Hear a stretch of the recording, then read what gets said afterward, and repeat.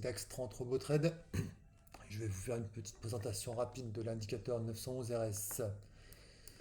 Alors, indicateur que j'utilise principalement en intraday avec des zones couleurs pour me donner le sens du flux intraday.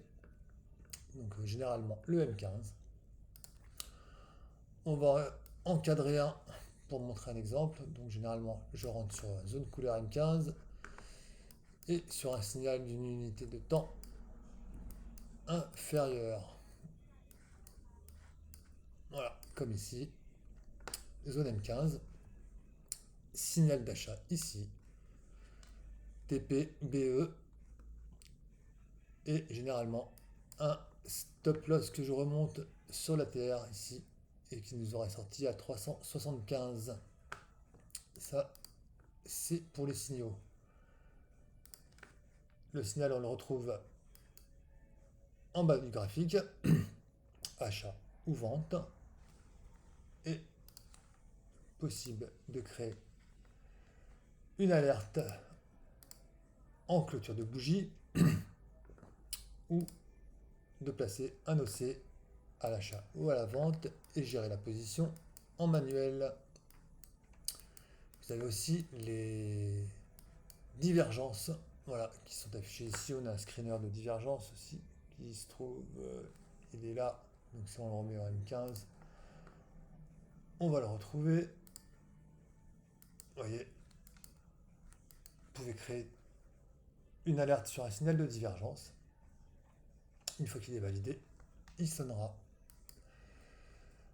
J'aime bien aussi travailler les trendlines.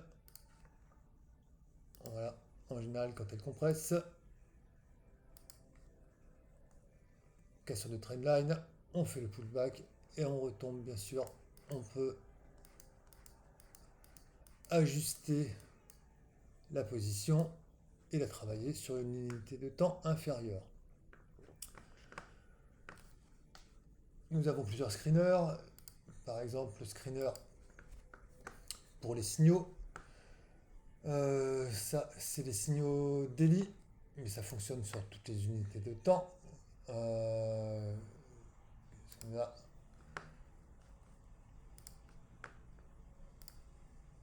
En journalier, ça c'est les signaux de vente. Là, signal d'achat. Daily, Publicis, Thales qui donne des signaux d'achat en journalier.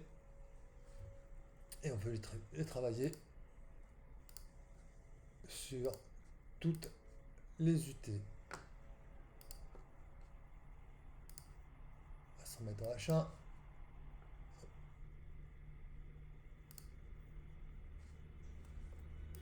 Voilà, un signal achat ici. Donc vous pouvez screener tout ce que vous souhaitez. Action, Forex, indice. Si vous avez des questions, vous pouvez me demander sur Twitter. J'y répondrai avec plaisir. Merci.